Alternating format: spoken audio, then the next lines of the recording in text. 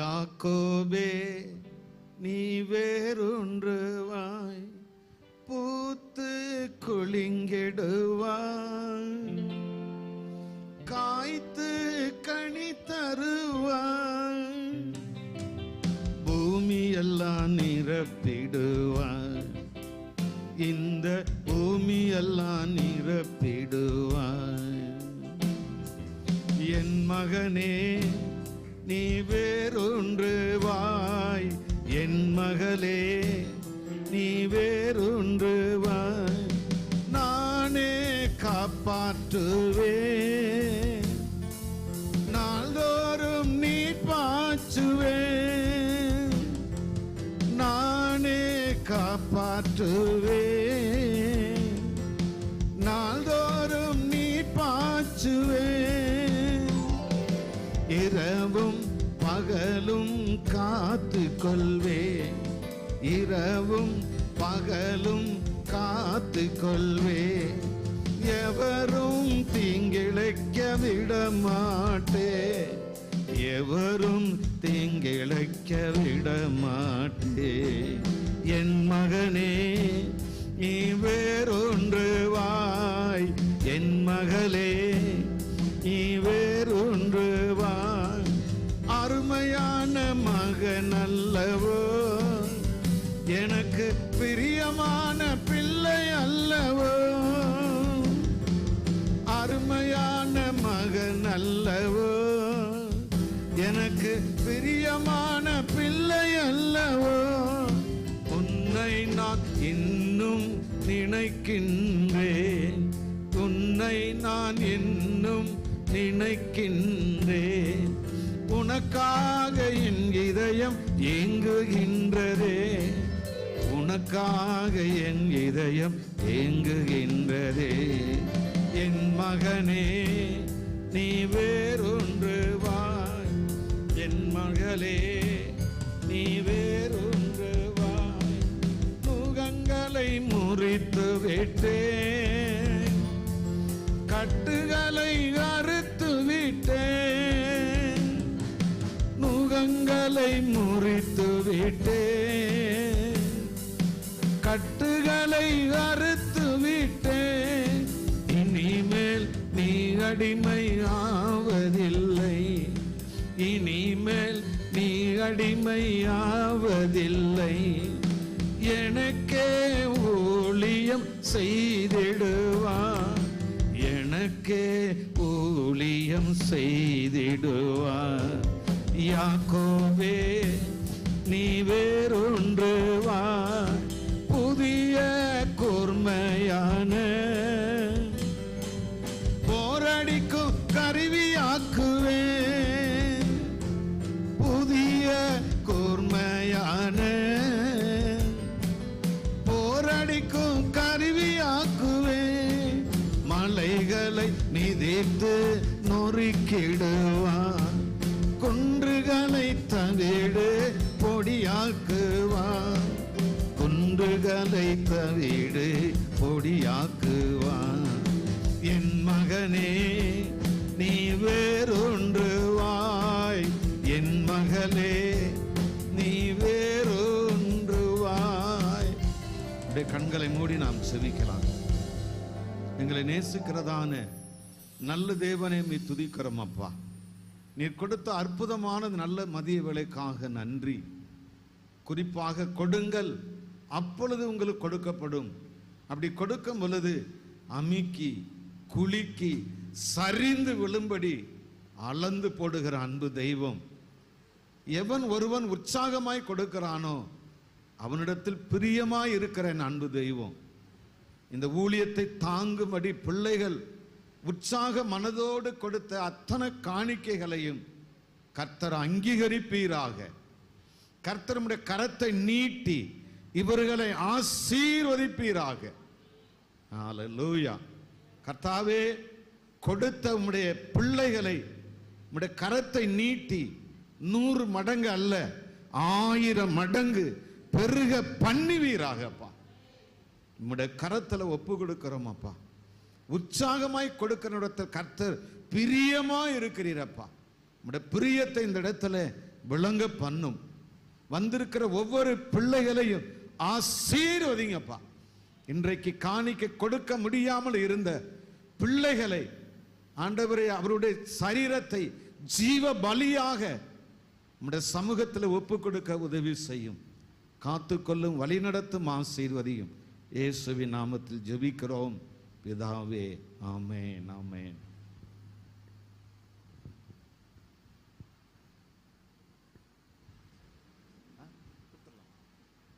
ஹல்லேலூயா. கர்த்தர் நல்லவர். ஆமென், ஹல்லேலூயா. உங்களை பார்க்கிறதுல எனக்கு மிகுந்த மகிழ்ச்சி. ஹல்லேலூயா. நான் ஒரு செய்தியை எடுத்திருந்தேன், ஆனால் இங்கே வந்த பிறகு ஆண்டவர் ஒரு காரியத்தை உணர்த்தினார். ஹல்லேலூயா. விசுவாசத்தை குறித்து நீர் பேசு என்று. ஹல்லேலூயா. நல்லா கவனிங்க. கர்த்தர் நல்லவர். ஆமென். எங்களை அழைத்து நாங்கள் வேறொரு ஊழியத்துக்கு வந்திருந்தோம். ஆனாலும் அருமையான பாஸ்டர் ஐயா அவர்களும் பாஸ்டர் அம்மா அவர்களும் எங்களோடு பேசி இந்த நாளிலே செய்தியை பகிர்ந்து கொள்ள வேண்டும் என்று சொன்ன பொழுது எனக்கு தேவன் அங்கே இருக்கும்போதே பேசினார். மகனே, நீ ஆயத்தத்தோடு போ, ஒரு செய்தியை கொடு. ஆனால் நான் ஆயத்தம் இல்லாமல் நான் வந்தேன். ஹல்லேலூயா. தாசர்கள் சொன்ன பொழுது, நான் ஆண்டோடத்த தேவ சமூகத்தில் அமரும் பொழுது, நீ விசுவாசத்தை குறித்து பேசு என்று சொல்லி தேவன் என்னோடு கூட பேசினார். ஹல்லேலூயா.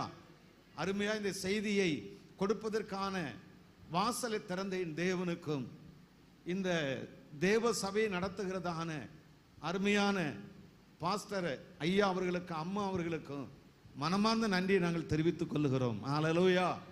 கர்த்தர் உங்களை ஆசீர்வதிப்பாராக. ஆமென். எல்லாரும் யாரும் வேடிக்கை பார்க்காம என் மூலமாய் சொல்லுகிற சாட்சிகளையும் வார்த்தைகளையும் கேளுங்கள். தேவன் பெரிய காரியங்களுடைய வாழ்விலே கட்டாயம் செய்வார். ஹல்லேலூயா, ஹல்லேலூயா. புதிதாய் வந்திருக்கிறவங்க மாத்திர கரங்களை உயர்த்துங்க. புதுசா வந்திருக்கிறேன். ஹல்லேலூயா. 3 பேர் வந்திருக்கிறாங்க, அவர்களுக்காக நாம் கரங்களை தட்டுவோம். ஹல்லேலூயா. ஞானஸ்தானம் பெறாமல் யாரோ வந்திருக்கிறீங்கன்னா கரங்களை உயர்த்துங்க. ஞானஸ்தானம் பெறாதவர்கள். ஹல்லேலூயா. அப்ப மேக்சிமம் எல்லாருமே தேவனுடைய பிள்ளைகள் தான். ஹல்லேலூயா. கர்த்தர் நல்லவர். ஆமென். சரி, வாசிக்கலாம். ரோமருக்கு எழுதின நிருபம் 4வது அதிகாரம். ஹல்லேலூயா. எல்லாரும் எடுத்துக்கொள்வோம்.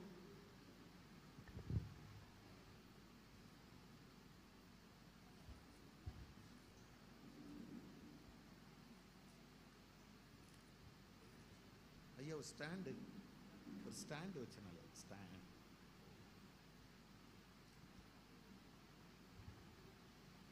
4ஆம் அதிகாரம் 17வது வசனத்தை ஒருவர் வாசிக்கலாம்.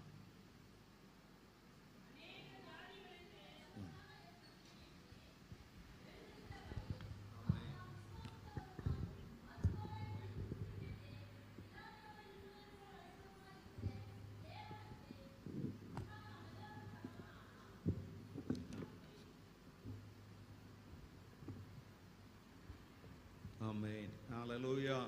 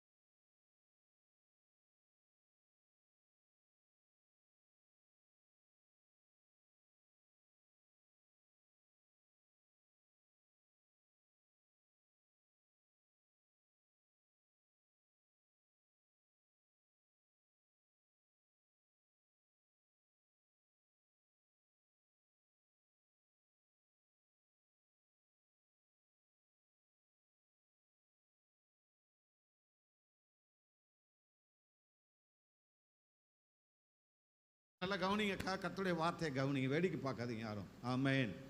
அநேக ஜாதிகளுக்கு உன்னை தகப்பனாய் ஏற்படுத்தினேன் என்று சொல்லி ஆபிரகாமோட தேவன் பேசுகிறார். நீங்க அந்த நாட்கள்ல ஆபிரகாமுடைய நிலைமை என்னவென்று சொல்லி பார்ப்போமானால், அவனுடைய மனைவிக்கு பிள்ளை இல்லை. ஹல்லேலூயா. மனைவிக்கு பேசுங்க, பிள்ளை இல்லை. ஆனா ஆண்டவர் சொல்லுகிற வார்த்தை வித்தியாசமாக இருக்கிறது. என்னவென்று சொல்லி பார்க்கும் பொழுது, பிள்ளை இல்லாதவர்களை பார்த்து நீங்கள் அநேக ஜாதிகளுக்கு தகப்பனாக மாறுவீர்கள் என்று சொல்லி தேவன் சொல்லுகிறார். எப்போவுமே ஆண்டவர் அப்படிதான். நல்லா கவனிங்க. ஒரு ஏழை மகனை பார்த்து ஆண்டவர் சொல்லுவார், மகனே நீ மாவட்ட கலெக்டர் ஆவ அப்படின்னு ஆண்டவர் சொல்லுவார். ஆமென்.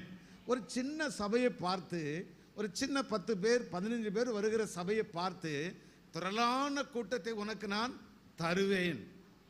நடக்க முடியாத என்னை போல இருக்கிற ஊழியர்களை பார்த்து நீங்கள் அநேக தேசங்களுக்கு போவீர்கள். ஆண்டவர் சொல்ற வார்த்தை எல்லாமே வித்தியாசமாகவே இருக்கும்.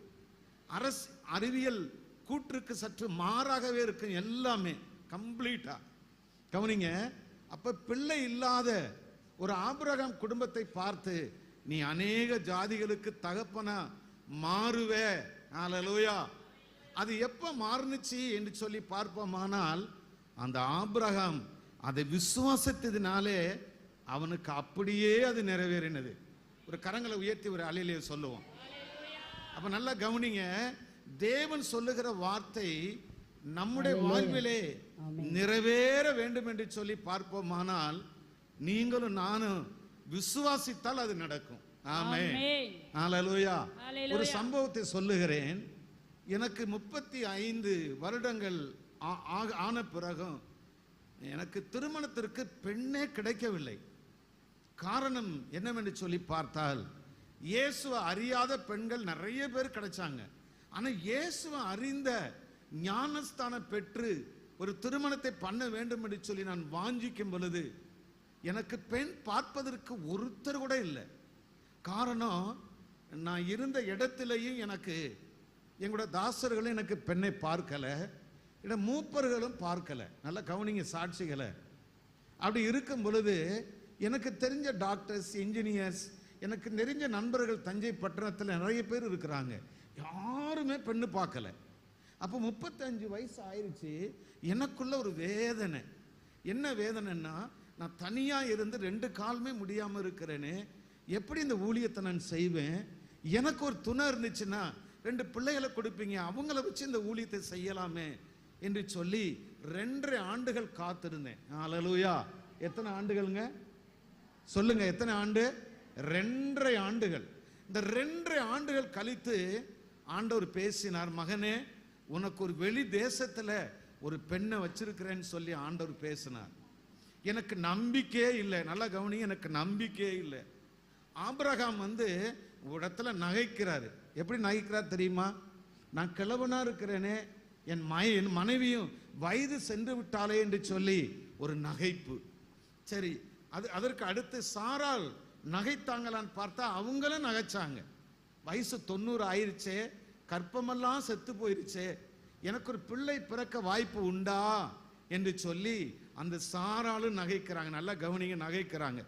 அப்படிதான் நானும் நகைத்தேன். இப்ப இருக்கிற 32 மாவட்டத்திலே ஒரு பெண்ணு கிடைக்கவில்லை. எப்படி வெளி தேசத்திலிருந்து எனக்கு பெண்ணை தேவன் கொடுக்க முடியும் என்கிற ஒரு நகைப்பு. அப்ப ஆண்டவர் பேசினாரு. அப்ப தேவன் உறுதிப்படுத்தினார். நான் பக்கத்து ஊருக்கு ஊழியத்திற்காக சென்றிருக்கும் பொழுது ஒரு சகோதரி அங்க பார்க்கிறேன். அவங்கள கேட்கிறேன், அந்த பெண் யார் என்று சொல்லி கேட்டேன். அவங்க சிங்கப்பூர்லேருந்து வந்திருக்கிறாங்கன்னு சொன்னாங்க. ஹல்லேலூயா. ஒரு பெண்ணு சிங்கப்பூர் போயிருக்கிறாங்கன்னா என்னன்னு தெரியல, நம்ம அதை கேட்க வேண்டாம்னு சொல்லி நான் கேட்கல. ஹல்லேலூயா. திரும்ப 3 வாரம் கழிச்சு ஒரு பெண் என்னையை பார்ப்பதற்காக வர்றாங்க. வந்தவொடனே ஸ்தோத்திரம் அண்ணே அப்படின்னாங்க. என்னம்மா நீ ஸ்தோத்திரம் சொல்றியேன்னு சொல்லி கேட்டேன். ஆமா, நான் தேவனோட பிள்ளை, நான் வளர்க்கப்பட்டு உருவாக்கப்பட்டு நான் ஊழியத்திற்காக இந்தியாவுக்கு வந்திருக்கிறேன் அப்படின்னு சொல்லி ஒரு வார்த்தையை சொன்னாங்க. சொன்ன உடனே அவங்க அந்த இயேசுவை குறித்து அவங்க பேசும் பொழுது 2 கண்களில் கண்ணீர் வடியுது. இன்னைக்கு இருக்கிற வாலிப பெண்கள் எதையோ நினைச்சு கண்ணீர் விடுறாங்க. ஆனா இந்த மகளுக்குள்ள இவ்வளவு வைராக்கியம் இருக்கு, இவ்வளவு நம்பிக்கை இருக்கு, ஆண்டவர் மேல இவ்வளவு பக்தி இருக்கு என்று சொல்லி நான் யோசித்த பொழுது, நல்லா கவனிங்க, அப்பதான் ஆண்டவர் பேசுறாரு, மகனே நீ 2.5 வருஷம் ஜெபம் பண்ணல, வெளி தேசத்துல உனக்கு ஒரு மனைவியை வச்சிருக்கிறேன்னு சொன்னல, அந்த மனைவி இவள் தான் அப்படின்னு சொல்லி அந்த நேரத்துல ஒரு மெல்லிய சத்தத்துல ஆண்டவர் பேசுறாரு. அப்ப அந்த பெண்ணை பார்க்கும் பொழுது அவங்களோட வார்த்தைகள், பேசின விதங்கள், விசுவாச வார்த்தைகளை பார்க்கும் பொழுது 100க்கு 200% எனக்கு பிடிச்சிருந்தது.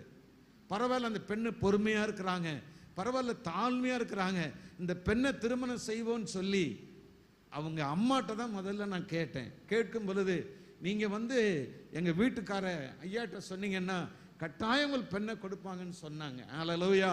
சரி கவனிங்க, அப்ப பெண்ணெல்லாம் ஆயத்தம் ஆகிவிட்டது, செலவுக்கு பணமே இல்லை. நான் எம்ஃபில் படித்த பிறகு பல கிராமங்களுக்கு ஜனங்களை எல்லாரையும் டிராக்ஸை எடுத்துக்கொண்டு சத்தியத்தை அறிவிக்கிறது என்னுடைய வழக்கம்.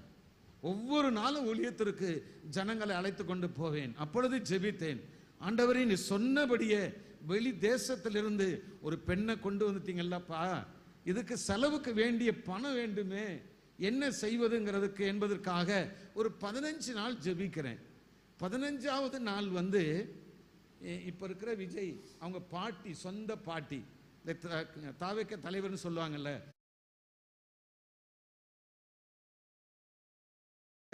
திருமணம் என்னாச்சுது அப்படின்னாங்க. அப்பதான் சொன்னேன், அம்மா பொண்ணெல்லாம் ரெடி ஆயிடுச்சு, ஆனால் ஒன்னே ஒன்று மட்டும் ரெடி ஆகலை, நான் பணத்தை மட்டும் யார்கிட்டையும் சொல்ல மாட்டேன், அதிகமாக அப்பாட்ட மட்டும்தான் சொல்லுவேன். அது எத்தனை லட்சமாக இருந்தாலும் எத்தனை கோடியாக இருந்தாலும். அந்த அம்மாட்ட சொல்லும் பொழுது, ஐயா ஃபினான்ஸ் ப்ராப்ளத்தை ஏன் எனக்கு சொல்லலை, நீங்கள் புறப்பட்டு உடனே நுங்கம்பாக்கம் வாங்க பார்த்துக்கலான்னு சொல்லிட்டாங்க. வந்த உடனே ஒரு 1.5 லட்சத்தை அவர்கள் மூலமாய் தேவன் எனக்கு கொடுத்து அந்த திருமணத்தை நடத்தினார். நல்லா கவனிங்க, காலு முடியாத எனக்கு வெளி தேசத்திலிருந்து ஒரு பெண்ணை கொண்டு வருவேன் சொன்னதை 100க்கு 100 நான் நம்பணும், 100க்கு 100 நான் விசுவாசிக்கணும். அப்பதான் அந்த விசுவாசம் மிகப்பெரிய ஜெயத்தை கொண்டு வரும். இப்ப ஆபிரகாமை குறித்து வாசிக்கும் பொழுது, அநேக ஜாதிகளுக்கு உன்னை தகப்பனா மாற்றுவேன்னு சொன்ன வார்த்தைய ஆபிரகாம் 100க்கு 100 விசுவாசித்தான். இப்ப கவனிங்க, என்னை பார்த்து தேவன் சொல்லுகிறார், ஒரு 100 ஏக்கரை தருவேன் என்று. ஐயா, ஒரு சின்ன பிளாட் வாங்குவது கூட வழியே இல்லை, ஒரு சின்ன இடம் வாங்குவதற்கு வழியே இல்லை. எனக்கு சொல்றாரு ஆண்டவர், பல லட்சக்கணக்கில் ஆத்துமாக்களை தருவேன், பல லட்சக்கணக்கில் ஆத்துமாக்களை தருவேன். நல்லா கவனிங்க, எங்களுக்கு கொடுத்த சபை 3வது மாடி. இந்த 3வது மாடியில் நான் உட்காந்து தான் மேலே போகணும். 12 வருடமாக அந்த சபையில் தேவ ஊழியத்தை செய்து கொண்டு வருகிறேன். ஐயா, சாத்தியமே இல்லை, 100 ஏக்கர் கிடைப்பதற்கு சாத்தியமே இல்லை. 4 லட்சம் பேர் 3 லட்சம் பேர் ஆராதிப்பதற்கு சாத்தியமே இல்லை. ஆனால் 100க்கு 100 என் அப்பாவை அப்படியே 100க்கு 100 நம்புறேன். ஹல்லேலூயா. இன்னொரு வசனத்தை வாசிப்போம்.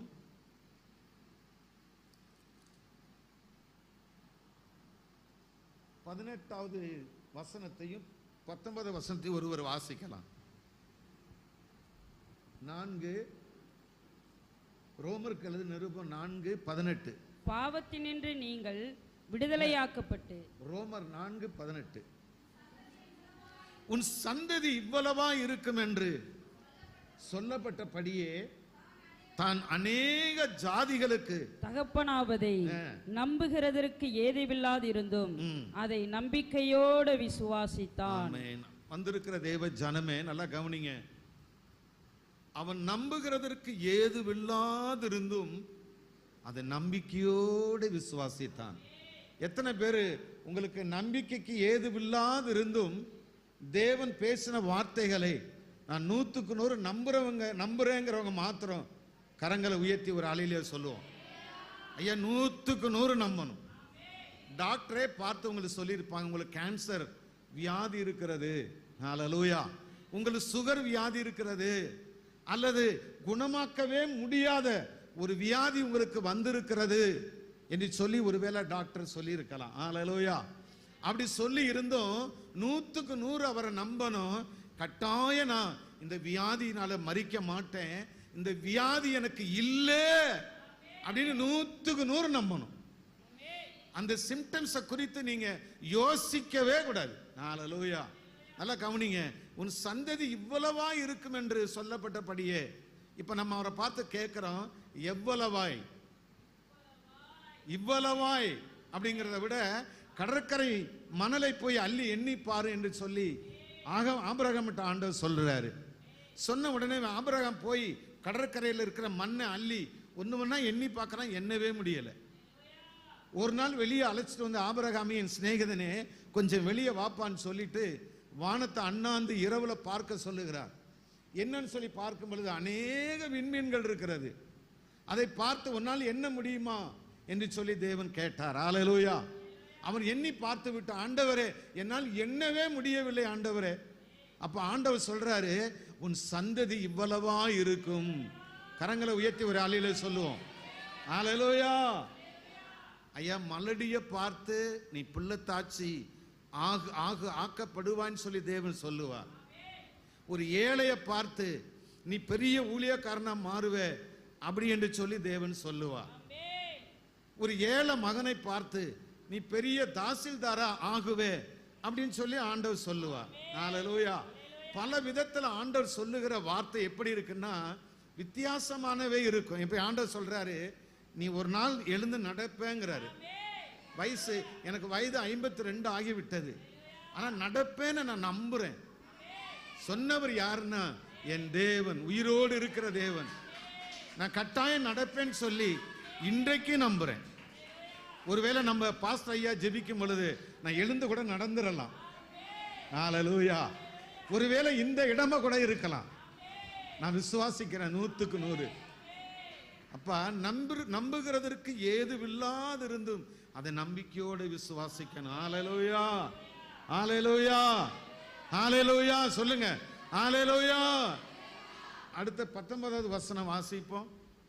அவன் விசுவாசத்திலே பலவீனமாய் இருக்கவில்லை. நல்ல கவனிங்க, பலவீனமாய் இருக்கவில்லை. அவன் ஏறக்குறைய 100 வயது உள்ளவனாய் இருக்கும்போது தன் சரீரம் செத்து போனதையும் சாராளுடைய கற்பம் செத்து போனதையும் எண்ணாதிருந்தான். நல்லா கவனிங்க, இவனுக்கு சாராளுடைய கற்பம் செத்து போய்விட்டது. ஏறக்குறைய 100 வயது சாராளுடைய கற்பமும் செத்துருச்சு. கவனிங்க. ஹalleluya. அப்ப இவர்களை பார்த்து தேவன் சொல்லுகிறார், நீ அநேக ஜாதிகளுக்கு தகப்பனா மாறுவே. ஹalleluya. ஹalleluya. நான் ஒரே ஒரு காரியம் சொல்றேன். இந்த ஊழியத்தை குறித்து ஆண்டவர் தெளிவா பேசுறாரு. மிகப்பெரிய அளவில் சும்மா நான் மாய்மலத்திற்காக சொல்லல, கர்த்தரே உணர்த்துறாரு. ஹalleluya. இந்த இடம் இல்ல, மிகப்பெரிய அளவில் ஒரு சொந்த இடத்தை, ஹalleluya, அதாவது பல கோடி ரூபாய கொடுத்து இந்த ஒரு சொந்த ஊழியத்தை பல ஏக்கர் கணக்கில். ஆமென். நீங்க நினைக்கலாம் இந்த சிட்டியில எல்லாமே விலை அதிகமா இருக்கு, எப்படி என்ன செய்வது, நீங்க யோசிக்கவே கூடாது. ஹalleluya. நம்பிக்கைக்கு ஏதுவில்லாது இருந்தும் அந்த நம்பிக்கையோடு விசுவாசிக்கணும். ஹalleluya. மிகப்பெரிய அளவில் இந்த ஊழியத்தை தேவன் உயர்த்த போகிறார். காரணம் என்ன தெரியுங்களா? நாங்க அவர்களோடு பழகும் பொழுது எந்த ஒரு பண ஆசையும் இல்லை. ஹalleluya. அவங்களுக்கு இருக்கிற அந்த பிஸியான நேரத்தில் எங்களுக்கு சாப்பாடு கொடுக்கணும்னு அவசியமே இல்லை. ஹalleluya. ஆனா அவர்களுக்குள்ளே அந்த தேவ ஆவியானவர் குடிகொண்டிருக்கிறார். ஹalleluya. தேவ ஆவியானவர் வாசம் செய்கிறார். அதனால்தான் அவங்க 4 பேருமே தாழ்மையா இருக்கிறாங்க. ஹalleluya. ஒரு சம்பவத்தை மத்தியில் சொல்லுகிறேன். ஆமென். என்னோட மூத்த மகன் யோவான் என்று சொல்லி மகன் வந்திருக்கிறாரு. போன வருஷம் ஃபீஸ் கட்டுவதற்கு 40,000 கட்ட வேண்டி இருக்கிறது. எனக்கு 40,000 மிகப்பெரிய பணம். உண்மையிலேயே நான் 10 வருஷம் ஊழியம் செஞ்சாலும் அந்த 40,000 நான் எடுக்க முடியாது. ஆனால் ஒன்று செய்தேன், பிள்ளைகள் 2 பேரும் ஸ்கூலுக்கு போகாம வீட்டில் இருக்கிறாங்க. மற்ற எல்லா பிள்ளைகளும் ஸ்கூல் போயிட்டு இருக்கிறாங்க. நான் விரைந்து தேவ சமூகத்துக்கு முதல் நாள் ஓடினேன், 2வது நாள் ஓடினேன், 3வது நாள் ஓடினேன். 4வது நாள் போகும் பொழுது நான் முட்டிப்பட்டு தான் உட்காந்து போவேன். அப்போ அந்த படியில் ஏறி முடித்த உடனே 2 கண்ணு கண்ணீரா கொட்டுது. எனக்கு நடந்து போக முடியல, தள்ளாடுது. எங்கிட்டு படி இருக்கு, எங்கிட்டு சேர் இருக்கு, எந்த பக்கம் எப்படி போகணும்னு தெரியல. ஆனா கண்ணீர் 2 குளமா அப்படியே கொட்டிக்கிட்டே இருக்கு. ஒரு 1/2 மணி நேரம் ஜெபம் பண்ணேன். ஒரே ஒரு காரியம் சொன்னேன், ஆண்டவரே 3 நாள் ஜெபித்தேன், நான் எந்த மனுஷன்டையும் கேட்கல, எந்த மனுஷனையும் நாடி தேடி நான் போகல. ஆனா உங்க சமூகத்தை, நீங்க உயிரோடு இருக்கிற தேவனை நம்பி வந்திருக்கிறேன் அப்படின்னு சொல்லி ஜெபிக்கும் பொழுது ஒரு 1/2 hourல ஒரு ஃபோன் கால். அவங்க சொன்ன காரியம் என்ன தெரியுமா? பாஸ்டர், உங்க பேர் தான் பர்னபாஸுங்களா? ஆமாங்க ஐயா, நான் உங்களை பார்க்க வரணுமே. பட்டுக்கோட்டை என்கிற ஊர்ல இருந்து தஞ்சை பட்டணத்துக்கு வர்றாங்க. அல்லேலூயா. ஏறக்குறைய 45 கிலோமீட்டர். உங்களை பார்க்க வர வேண்டுமேன்னு சொல்லி அவர்கள் சொன்னாங்க. நான் ஜெபித்து விட்டு வீட்டுக்கு கடந்து சென்று ஒரு 6:30 மணி இருக்கு அந்த சகோதரன் வந்தாங்க. அல்லேலூயா. ஒரு மிகப்பெரிய விலை உயர்ந்த கார்ல வந்த உடனே சொன்ன வார்த்தை என்ன தெரியுமா? ஐயா, நான் ஒரு பிசினஸ் பண்ணி கொண்டிருக்கிறேன், மிகப்பெரிய அடி எனக்கு விழுந்திருக்கிறது.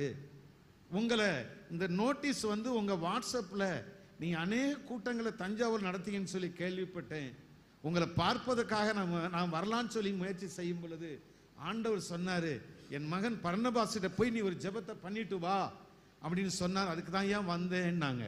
அப்போ சில காரியங்களை சொல்லிவிட்டு நான் ஜெபித்து கடந்து போகிற நேரத்தில் அவங்க டிரைவர்கிட்ட வந்து அந்த பிரதர் கேட்டாங்க, ஐயா நான் கொண்டு வந்திருக்கிற ஒரு டப்பாவை கொடு. அல்லேலூயா. அவங்க டப்பாவை எடுத்தேன், கையில் கொடுத்தார்கள். அப்பொழுது எங்களுக்கு இந்த மாதிரி டப்பா எப்போவுமே வந்ததே இல்லை. அல்லேலூயா. அப்போ மூத்த மகன்கிட்ட கொடுத்தேன், எப்பா இந்த எண்ணி பாருங்க அப்படின்னு சொல்லும் பொழுது நான் நினைத்தேன் ஒரு 5000 இருக்குன்னு நினைச்சேன். அல்லேலூயா. அப்படி இல்லைன்னா ஒரு 6000 இருக்கல, 4000 இருக்குன்னு சொல்லி நினைச்சு பிள்ளைகிட்ட கொடுத்தோம். பிள்ளைகள் ஒரு 15-20 நிமிஷம் எண்ணி வெளியில வந்து, அப்பா அப்படி நாங்கள் என்னப்பான்னு, இந்த மாதிரி நான் பணத்தை பார்த்ததே இல்லைப்பா, நாங்கள் என்னப்பா எவ்வளவு அமௌண்ட் சொல்லி கேட்டேன். 71,500 ரூபா இருக்குப்பா. அல்லேலூயா. எவ்வளோங்க? 71,500 ரூபா இருந்துச்சு. அல்லேலூயா. அதை எடுத்து நான் கண்ணீர் விட்டு ஆண்டவர் முகத்தை பார்த்து நன்றி செலுத்தினேன். நான் ஒரு காரியம் உங்களுக்கு சொல்லி தாரேன். அல்லேலூயா. நீங்க எந்த மனுஷன்ட்டையும் போகவே கூடாது. நான் சொல்லி கொடுக்கிற பாடம் அதான். ஒருவேளை வியாதி இங்கே வரலாம், ஜெபிப்பதற்கு வரலாம், உன் தேவைக்காக, உங்களோட எந்த காரியத்திற்காக நீங்கள் முதலாவது நம்ப வேண்டிய ஒரே ஒரு நபர் கர்த்தராகி இயேசு கிறிஸ்து மாத்திரம்தான் நம்பணும். நீங்க நாட வேண்டிய ஒரே ஒரு இடம் தேவ சமூகம் மாத்திரம்தான். அல்லேலூயா. அல்லேலூயா. நீங்க ஒரு அண்ணன்ட்ட கடன் வாங்குனீங்கன்னா திரும்ப கொடுக்கணும். ஒரு அக்காட்ட நீங்க கொஞ்சம் கொடுத்துருங்க, நாங்கள் அடுத்த மாசம் சம்பளம் வாங்கி தாரேன் அப்படின்னு சொல்லி ஒரு வேளை கேட்டா அடுத்த மாசம் நீ கட்டாயம் கொடுக்கணும். ஆனா ஆண்டவர் சமூகத்தில் அமர்ந்து ஒரு நாள் ஆனாலும் ஒரு மாசம் ஆனாலும் எத்தனை கோடி ஆனாலும் அமர்ந்து ஜெபித்தா, நம்ம 1 கோடிக்கு ஜெபிச்சா 100 கோடி ஆண்டவர் தருவார். அல்லேலூயா. நம்புகிறதற்கு ஏதுவில்லாதிருந்தும் ஆபிரகாம் நம்பிக்கையோடு விசுவாசித்தான். அல்லேலூயா. ஐயா, நீங்களும் நானும் நமக்கு ஏன் ஆபிரகாமோட பாடத்தை தேவன் கற்றுக் கொடுக்கிறார் என்று சொல்லி பார்ப்போமானால், ஆபிரகாமுக்கு இருந்த விசுவாசம் நமக்கும் இருக்கணும். அதை தான் ஆண்டவர் விரும்புகிறார். இன்னைக்கு நீங்க ஒரு முடிவை எடுக்கணும். ஆண்டவரே, இனி எந்த காரியத்திற்கு ஆனாலும் ஐஸ்வர்யவான்களையோ அல்லது பணக்காரர்களையோ அந்த அண்ணனையோ அல்லது அக்காவையோ நான் தேடி போறேன்னு சொல்லி தேடி போகவே கூடாது. உங்க தேவைக்காக திறப்புல நின்றா அவர் வந்து, மகனே மகளே நான் இருக்கிறேன், நான் உன் தேவையை சந்திப்பேன் அப்படின்னு சொல்லுவார். திருமணத்திற்காக ஒருவேளை நீங்க வாலிப பிள்ளைகளை திருமணம் செய்வதற்காக நீங்க காத்திருக்கலாம். ஒருவேளை பெண்ணே கிடைக்கல, மாப்பிள்ளையே கிடைக்கலன்னு சொல்லி ஒருவேளை நீங்க வந்திருக்கலாம். அல்லேலூயா. நான் ஒரு காரியம் உங்களுக்கு சொல்லி தரேன். நீங்க எத்தனையோ அதாவது எத்தனையோ பயோடேட்டாவை நீங்க கொடுத்துருக்கலாம். அல்லேலூயா. எத்தனையோ பேர்கிட்ட சொல்லி பெண்ணு பாருங்க மாப்பிள்ளை பாருங்கன்னு சொல்லி இருக்கலாம். ஆனா நீங்க தேவ சமூகத்துல எத்தனை ஆண்டா இருந்தாலும் தேவ சமூகத்துல காத்திருந்தா நீங்கள் நினைப்பதற்கும் வேண்டுவதற்கும் அதிகமாய் செய்கிறதான தேவன் கொண்டு வந்து நிறுத்துவார். ஆண்டவரா இப்ப எனக்கு 2 காலுமே முடியாம இருக்கிறதுனால இப்போ இருக்கிற பெண்கள் எல்லாம் நல்லா நடக்கணும், வண்டியில் போகணும், வண்டியில் அழைச்சிக்கிட்டு போகணும். எப்படி இப்போ இருக்கிற பெண்கள் நல்ல சம்பாத்தியம் பண்ணணும், நல்ல அழகா இருக்கணும், நல்ல அந்தஸ்தா இருக்கணும் அப்படின்னு சொல்லி இப்போ உள்ள பெண்கள் ஆண்கள்லாம் நினைக்கிறாங்க. ஹல்லேலூயா. அது தவறு இல்லை, நல்லது. ஆனா அதை காட்டிலும் தேவ சமூகத்தில் இருந்து எனக்கென்று வைத்திருக்கிற விழா எலும்ப எனக்கு தாருன்னு கேட்கணும். ஹல்லேலூயா. எனக்குன்னு வச்சிருக்கிற ஒரு கணவரை நீங்க தாங்கன்னு கேட்கணும். நீங்க அப்படி தேவன்கிட்ட கேட்டீங்கன்னா ஏற்ற விழா எலும்பை கொண்டு வந்து தேவன் நிறுத்துவாருங்க. ஹல்லேலூயா. இப்ப அடுத்து வாசிக்கலாம் 20வது வசனம். தேவனுடைய வாக்குத்தத்தத்தை குறித்து அவன் அவிசுவாசமாய் சந்தேகப்படாமல். 21வது வசனம் முக்கியமான வசனம், எல்லாரும் நல்லா கவனிங்க. தேவன் வாக்குத்தத்தம் பண்ணினதை நிறைவேற்ற வல்லவராய் இருக்கிறார் என்று முழு நிச்சயமாய் நம்பி தேவனை மகிமைப்படுத்தி விசுவாசத்தில் வல்லவனானான் ஆபிரகாம். கவனிங்க, தேவனுடைய வாக்குத்தத்தத்தை குறித்து நீங்க அவிசுவாசமா இருக்கவே கூடாது. ஹல்லேலூயா. சந்தேகப்படவே கூடாது. ஆமென். தேவன் ஒரு காரியத்தை சொன்னார்னா அதை நிறைவேற்றியே தீருவார். ஆமென். அதை நிறைவேற்றியே தீருவார். ஹல்லேலூயா. எனக்கு மூத்த மகன் பிறந்து ஒரு 1.5 வருடத்துல மிகப்பெரிய ஆபரேஷனை வந்து நம்முடைய சகோதரி ஊழியக்காரிக்கு அப்படி ஒரு நிலைமை நடந்தது. ஃப்ளோபியன் டியூப்னு சொல்லிட்டு ஒரு 2 டியூப் பெண்களுக்கு உண்டு. அதுல ஒரு டியூப்ல ஒரு குழந்தை நின்று வெடித்து விட்டது. இவங்க உயிருக்கு போராடி கொண்டிருக்கிறாங்க. ஐயா, ஒரு 5-6 மணி இருக்கும். ஒரு அரசாங்க ஆஸ்பத்திரியில் இவங்களை சேர்த்தாச்சு. ஆனால் 5 மணி வரைக்கும் டாக்டர்னால கண்டுபிடிக்க முடியலை. ஆனால் இவங்க சிங்கப்பூரில் இருக்கும் பொழுது ஆண்டவர் பேசியிருக்கிறார், உனக்கு 2 மகனை தருவேன் என்று சொல்லி. ஐயா நல்லா கவனிங்க, ஒரு பெண்ணுக்கு வந்து ஒரு கற்பம் உண்டாகணும்னா அந்த 2 டியூப் வந்து அவசியம். ஹல்லேலூயா.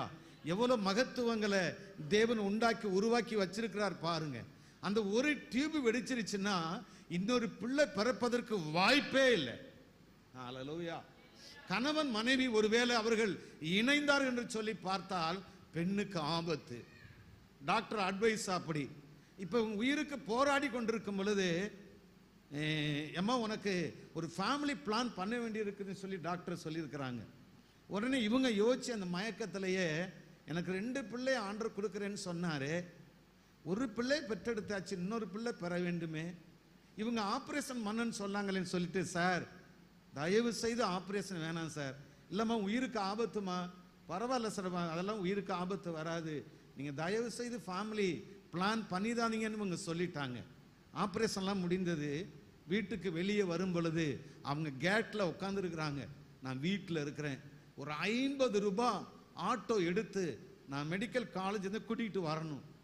தேடி பார்க்குறேன் 50 ரூபாய் இல்லவே இல்லை.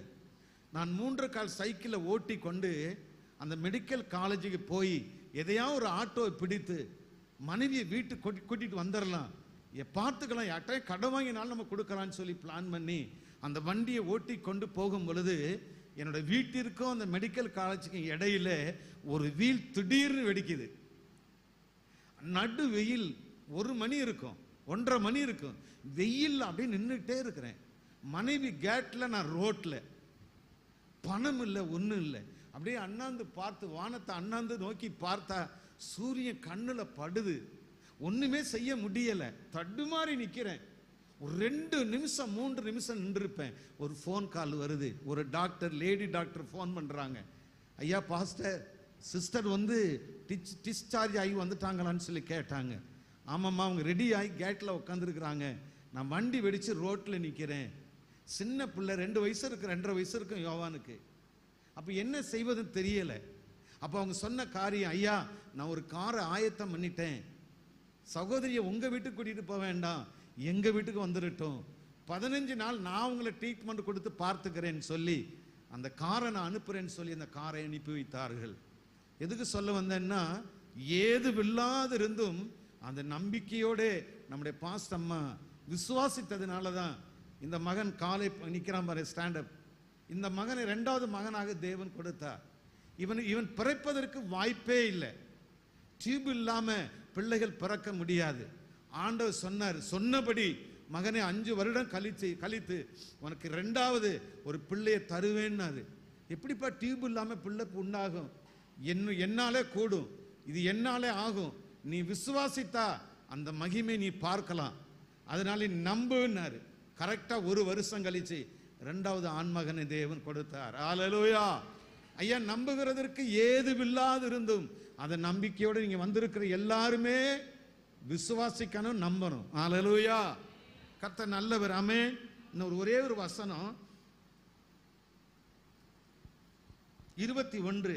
தேவன் வாக்குத்தத்தம் பண்ணினது நிறைவேற்ற வல்லவராய் இருக்கிறார் என்று நம்பி தேவனை மகிமைப்படுத்தி விசுவாசத்திலே வல்லவனாய் மாறினான். ஹல்லேலூயா. அப்ப நல்லா கவனிங்க, விசுவாசத்திலே வல்லவனா மாற காரணம் என்னன்னா, அவன் சூழ்நிலையை பார்க்கல, அவன் கடந்து வந்த பாதையை பார்க்கல, அவன் நிலைமை அவனுக்கு தெரியாது, எல்லாமே மாறுதலா இருக்கிறது.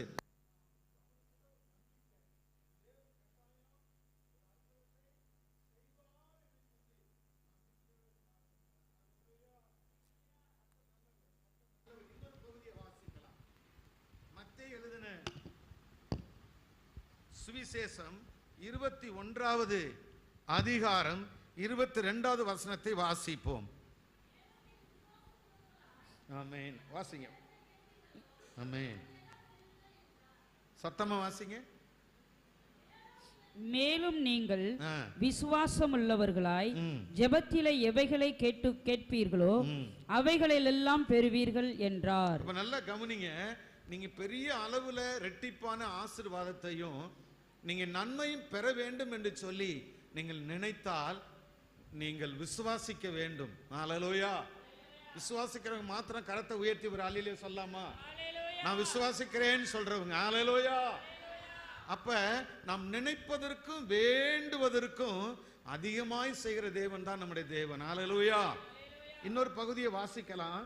லூக்கா எழுதின சுவிசேஷம் 5ஆம் அதிகாரம் 25வது வசனத்தை வாசிப்போம்.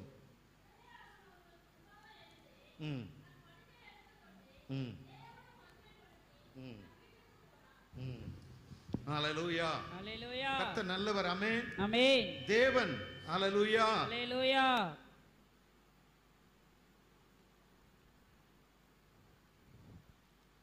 இந்த ஒரு நிமிஷம். ஹல்லேலூயா. கர்த்தர் நல்லவர்.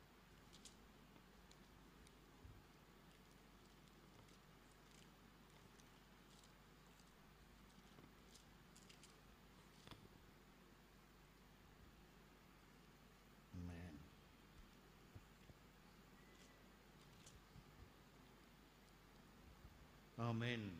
மன்னிக்கவும், மார்க் எழுதின சுவிசேஷம் 7வது அதிகாரம் 25வது வசனம். அசுத்த ஆவி பிடித்த ஒரு சிறு பெண்ணின் தாயாகிய ஒரு ஸ்திரீ அவரை குறித்து கேள்விப்பட்டு வந்து பாதத்தில் விழுந்தாள். ஹல்லேலூயா. எத்தனை பேருக்கு அவர் பாதத்தில் விழுந்து கிடக்கிற அனுபவம் இருக்கிறது? ஒரு சிலர் மாத்திரம் தான் கரத்தை உயர்த்துறீங்க. எத்தனை பேருக்கு தேவ சமூகத்தில் அமர்ந்து ஜெபித்த பழக்கம் உண்டு? கட்டாயம் தேவனுடைய பாதத்தில் ஒவ்வொரு நாளும் ஒரு குடும்ப தலைவனா இருக்கலாம், தலைவியா இருக்கலாம். ஹல்லேலூயா. தேவ பாதத்தில் ஒவ்வொரு நாளும் அமர வேண்டும். அதிகால வேலை ஜெபம் கட்டாயம் வேணும். ஒரு விசுவாச குடும்பத்தில் அதிகால ஜெபம் இல்லைன்னா கூரை இல்லாத வீடு மாதிரி தான். ஹல்லேலூயா. இந்த அதிகாலையில் தேடுகிறவன் என்னை கண்டடைகிறான். நீங்க ஆண்டவரை கண்டடைன்னு சொல்லி நீங்க விரும்புனீங்கன்னா அதிகாலையில் தேவனை தேட வேண்டும். எத்தனை பேர் அதிகாலையில் தேவன் தேடுறீங்க? சொல்லுங்க, கரங்களை உயர்த்துங்க. கொஞ்சம் பேர் தான் அதிகாலையில் தேவன் தேடுறீங்க. ஆனா கட்டாயம் அதிகால ஜெபம் கட்டாயம் வேண்டும். எப்படியாவது ஒரு 5 மணிக்காவது எழுந்து நின்று நாம் ஜெபிக்க வேண்டும். நல்லா கவனிங்க. அந்த கிரேக்க ஸ்திரீ இயேசு கிறிஸ்துவினுடைய அற்புதங்களை கேள்விப்பட்டு அவர் பாதத்தில் வந்து விழுகிறாள். ஹல்லேலூயா. ஏன் தெரியுமா பாதத்தில் விழுகிறா? ஒரு பிள்ளையோட கஷ்டம் அந்த தாய்க்கு மாத்திரம்தான் தெரியும். தெரியுமா தெரியாதுங்களா? சொல்லுங்க. ஒரு பிள்ளையோட வேதனை, ஒரு பிள்ளையோட துக்கம் அந்த தாய்க்கு மாத்திரம்தான் தெரியும். அந்த தாயினால தன் பிள்ளை படுகிற வேதனையை பார்த்து அவர் சகிக்கவே முடியல, தாங்கவே முடியல. ஹல்லேலூயா. அப்ப இயேசு கிறிஸ்துவை குறித்து அந்த அம்மா கேள்விப்பட்டதுனால இயேசு கிறிஸ்து வரும் பொழுது இந்த கிரேக்க ஸ்திரீ அவர் பாதத்துல விழுகிறார். அடுத்த வசனம் வாசிப்போம்.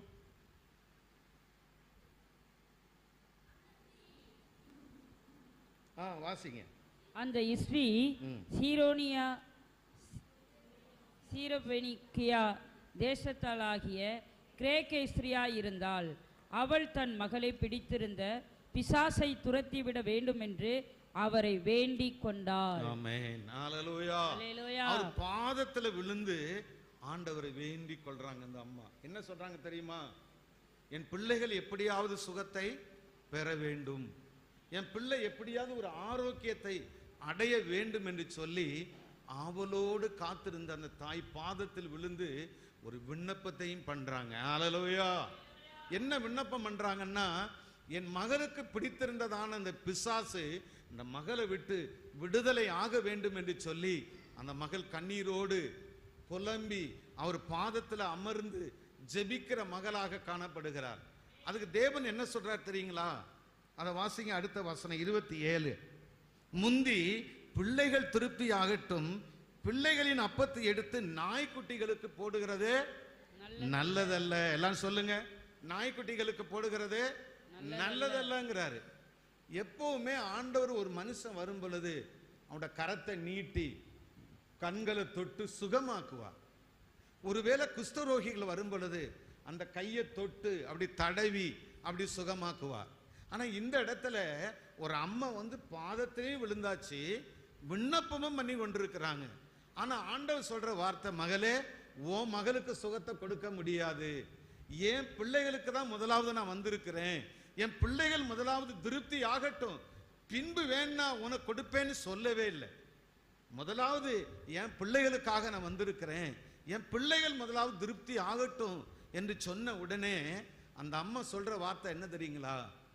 ஆண்டவரே உம்முடைய பிள்ளைகள் திருப்தியாக சாப்பிடட்டும், அப்படி சாப்பிடும் பொழுது ஒரு சின்ன சின்ன துணிக்கை அல்லது பருக்க கீழே விழும் அல்லவா, அதை நாய்க்குட்டிகள் தின்னுமே என்று சொல்லி அந்த அம்மா தன்னை தாழ்த்துறாங்க. ஹல்லேலூயா. ஒரு தேவ பிள்ளை தேவ சமூகத்துக்கு போறது மாத்திரமல்ல, தன்னை தாழ்த்தவும் வேண்டும், பாவ அறிக்கை செய்ய வேண்டும். இது என்னால முடியாது, என் பிள்ளையை சுகமாக்க உம்மால் தான் முடியும் என்று சொல்லி அப்படி நாம் சொல்ல வேண்டும். ஹல்லேலூயா. இந்த இடத்துல அப்படி சொன்ன உடனே அந்த அம்மா சொல்ற வார்த்தை வாசிக்கலாமா? 28 வாசிப்போம். அதற்கு அவள், மெய்தான் ஆண்டவரே, மெய்தான் ஆண்டவரே, ஆகிலும் மேஜையின் கீழிருந்து நாய்க்குட்டிகள் பிள்ளைகள் சிந்துகிற துணிக்கைகளை தின்னுமே என்றார். நல்லா கவனிங்க. அந்த அம்மா சொல்றாங்க, சரிதான் ஆண்டவரே, நீங்க சொல்றது சரிதான், உங்க பிள்ளைகள் முதலாவது திருப்தியா இருந்தாலும் அவங்க சாப்பிடும் போது சில பருக்கைகள் சிந்துகிற அந்த காரியத்தை நாய்க்குட்டிகள் தின்னுமேன்னு சொல்லி தன்னை தாழ்த்துகிறத பார்க்கிறோம். ஒருவேளை இங்க வந்திருக்கிற உங்களுக்கு சுகம் வேண்டும் என்று சொல்லி நீங்கள் வந்திருந்தா, நீங்க தேவ சமூகத்து வந்திருக்கிறீங்க, உங்களை நீங்க தாழ்த்தணும், அப்புறம் விண்ணப்பிக்கணும். ஹல்லேலூயா. அப்புறம் பாவ அறிக்கை செய்யணும். ஹல்லேலூயா. அப்புறம் தன்னை தாழ்த்தி ஆண்டவரே எனக்கு உதவி செய்யும் என்று சொல்லி சொல்லும் பொழுது, நம்முடைய பாஸ்டர் ஐயா ஜெபிக்கும் பொழுது ஒரு பரிபூர்ண சுகத்தை தேவன் உங்களுக்கு கொடுப்பார். ஆமென். ஹல்லேலூயா. சொல்லுங்க ஹல்லேலூயா. ஹல்லேலூயா. சரி கவனிங்க. இது என்னுடைய பிள்ளைகளுக்காக நான் வந்திருக்கிறேன், என் பிள்ளைகளுக்கு நான் சுகத்தை கொடுக்க வேண்டும் என்று சொல்லி சொன்ன உடனே அந்த தாயார் கோபித்து கொண்டு, அல்லது பரவாயில்ல ஆண்டவரே உங்க பிள்ளைகளுக்கே நீங்க அற்புதத்தை செய்யுங்க, நான் போயிட்டு வரேன்னு போகல. ஹல்லேலூயா. ஆனா அவங்க தொடர்ந்து தேவ சமூகத்துல தேவ பாதத்துல தேவனையும் இறுக பிடிச்சுக்கிறாங்க. நீங்களும் நானும் எப்படி தெரியுங்களா? ஒரு வாரம் வருவோம், ஒரு அற்புதம் நடக்கலைன்னா சோர்ந்து போயிட்டே இருக்கிறோம். 2 வாரம் வருவோம், ஒரு அற்புதம் நடக்கலைன்னா இனி சபைக்கு வரமாட்டேன், எனக்கு ஆண்டவர் அற்புதம் செய்யலை அப்படின்னு சொல்லி தான் நம்ம போறோம்.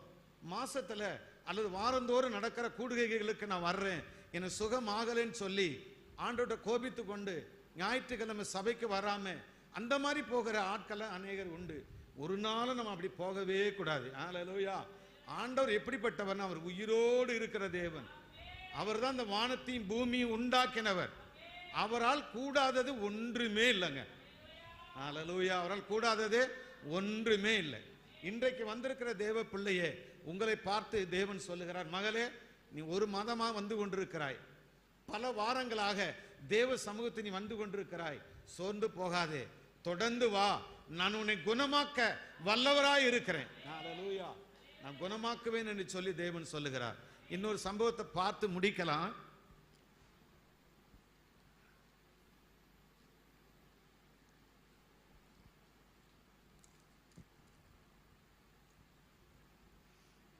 ஏசாயா 38:5.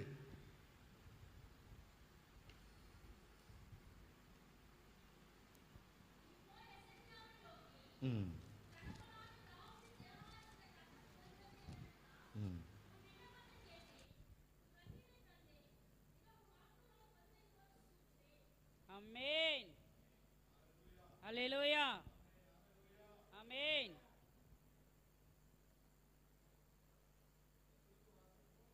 நீ போய் எசேக்கியாவை நோக்கி, உன் தகப்பனாகிய தாவீதின் தேவனாயிருக்கிற கர்த்தர் சொல்லுகிறது என்னவென்றால், உன் விண்ணப்பத்தை கேட்டேன், உன் கண்ணீரை கண்டேன், இதோ உன் நாட்களோடு 15 வருஷம் கூட்டுவேன்.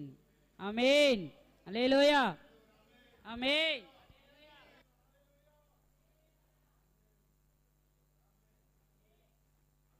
உன் விண்ணப்பத்தை கேட்டேன், உன் கண்ணீரை கண்டேன்.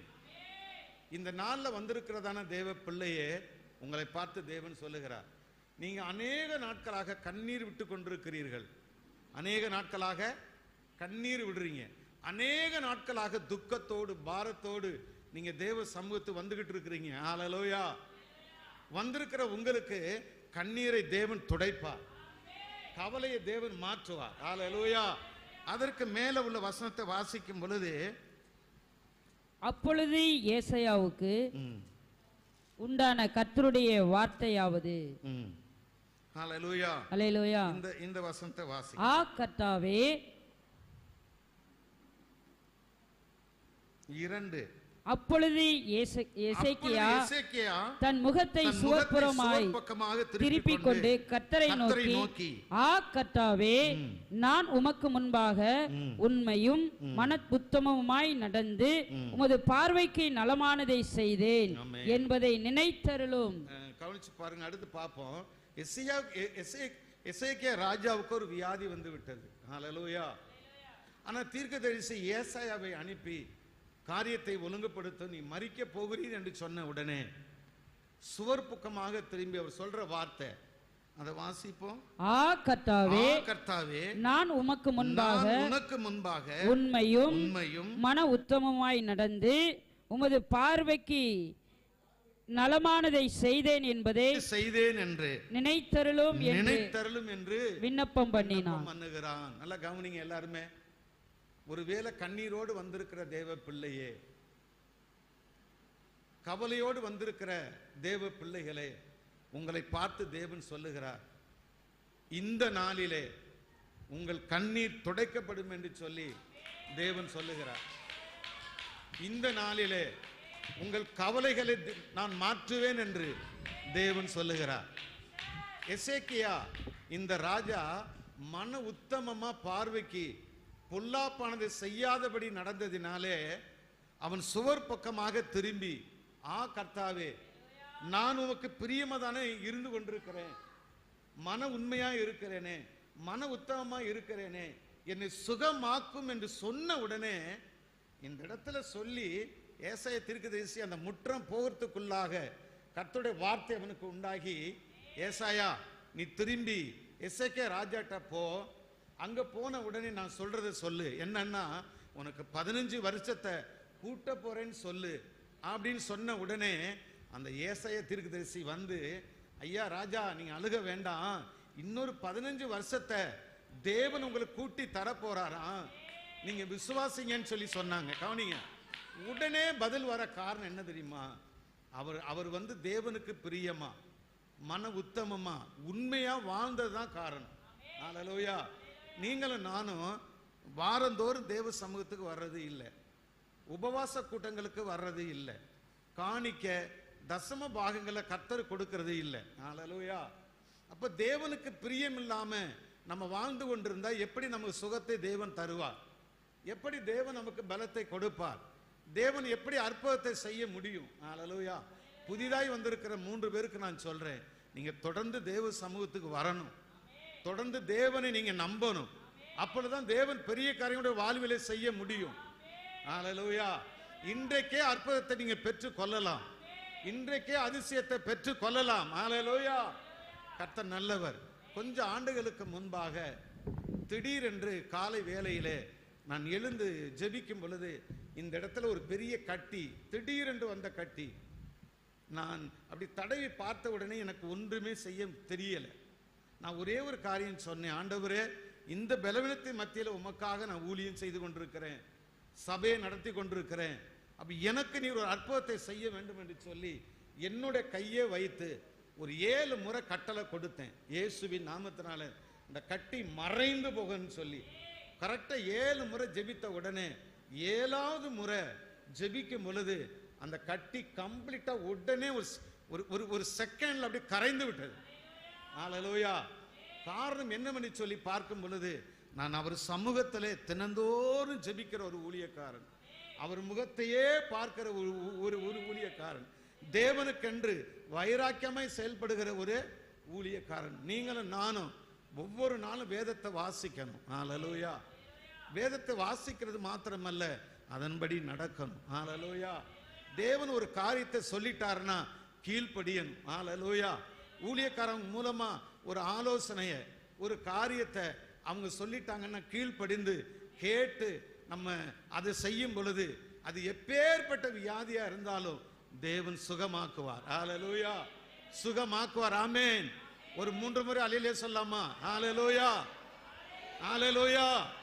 ஹல்லேலூயா. இந்த விடுதலை கூட்டத்திற்கு வந்திருக்கிறதான தேவ பிள்ளையே, நான் ஒரு காரியம் சொல்லி உங்களுக்கு சொல்றேன். நீங்க வெளியே போகும் பொழுது சுகத்தோடு தான் போவீங்க. ஹல்லேலூயா. நீங்க வெளியே போகும் பொழுது ஆரோக்கியத்தோடு போவீங்க. ஏன்னா தேவ மகிமை இந்த இடத்துல இருக்கிறது. ஹல்லேலூயா. தேவ வல்லமை இந்த இடத்துல காணப்படுகிறது. ஆமென். தேவ மகிமை இந்த இடத்துல இருக்கிறதுனாலே இன்றைக்கே நீங்க சுகத்தை பெற்று போவீர்கள். நீங்கள் தானாக வரவில்லை, அழைத்தவர்கள் அநேகர், ஆனால் தெரிந்து கொள்ளப்பட்டவங்க ஒரு சிலர் மாத்திரம்தான். அது நீங்க மாத்திரம்தான். ஏன் உங்களை தேவன் அழைச்சிட்டு வந்திருக்கிறார்னா உங்களை சுகமாக்குவதற்காக அழைச்சிட்டு வந்திருக்கிறார். ஏன் தேவன் உங்களை கூட்டிட்டு வந்திருக்கிறார்னா அற்புதம் செய்வதற்காக உங்களை கூட்டிட்டு வந்திருக்கிறார். ஹல்லேலூயா. கரங்களை தட்டி ஆண்டவருக்கு நன்றி செலுத்துவோம். நல்ல கரங்களை தட்டுவோம். ஹல்லேலூயா. ஹல்லேலூயா. ஆபிரகாமை ஆசீர்வதித்த தேவன் உங்களையும் ஆசீர்வதிப்பார். ஹல்லேலூயா. ஆபிரகாமை உயர்த்தின தேவன் உங்களையும் உயர்த்துவார். ஹல்லேலூயா. ஆபிரகாமுக்கு பிள்ளைகளை கொடுத்த தேவன் உங்களுக்கும் பிள்ளைகளை கொடுப்பார். ஹல்லேலூயா. ஆபிரகாமை மேன்மைப்படுத்தின தேவன் உங்களையும் மேன்மைப்படுத்துவார். ஹல்லேலூயா. அந்த கிரேக்க ஸ்திரீ எப்படியாவது என் மகளுக்கு ஒரு அற்புதத்தை பெற வேண்டும் என்று சொல்லி வந்த அந்த மகளுக்கு, விடாமல் ஜெபித்த, விடாமல் கெஞ்சின அந்த மகளுக்கு எப்படி ஒரு ஆரோக்கியத்தை உன் மகளுக்கு கொடுத்தாலோ அதே தேவன் நீங்க வீட்டுக்கு போயிருக்கும் பொழுது யாருக்காக நீங்க ஜெபிக்க வந்தீங்களோ அவர்களுக்கு நீங்க சுகத்தை நீங்க காண்பீர்கள். எசேக்கியா ராஜா மன உத்தம் உண்மையா இருந்து ஜெபிச்சதுனால உடனே பதில் வந்தது போல உங்களுக்கும் தேவன் பதிலை கொடுப்பார். ஹல்லேலூயா. அப்படி எழுந்து நின்று ஆண்டோட முகத்தை நோக்கி பார்க்க போறோம். எழுந்து நின்று. ஹல்லேலூயா. கர்த்தர் நல்லவர். எல்லாரும் எழுந்து நிற்போம். எல்லாரும் எழுந்து நின்று கண்களை மூடுவோம். கண்களை மூடி தன்னை தாழ்த்துவோம். ஹல்லேலூயா. பாவ அறிக்கை செய்வோம். ஹல்லேலூயா. தன்னை தாழ்த்தி பாவ அறிக்கை செய்து. ஹல்லேலூயா. எல்லாரும் எழுந்து நிற்போம். சீக்கிரம் எழுந்து நில்லுங்க. ஹல்லேலூயா. தன்னை தாழ்த்துவோம். ஹல்லேலூயா. ஆண்டவரே ஸ்தோத்திரம், ஸ்தோத்திரம், ஸ்தோத்திரம், ஸ்தோத்திரம், ஸ்தோத்திரம், ஸ்தோத்திரம். உரிகா ராபா லாபா ரீபா லாபா சப ரபா லபா ரிபி லபா ரபா லபா ரிபி Amen. Jesus. Glory. Glory. Jesus. Amen.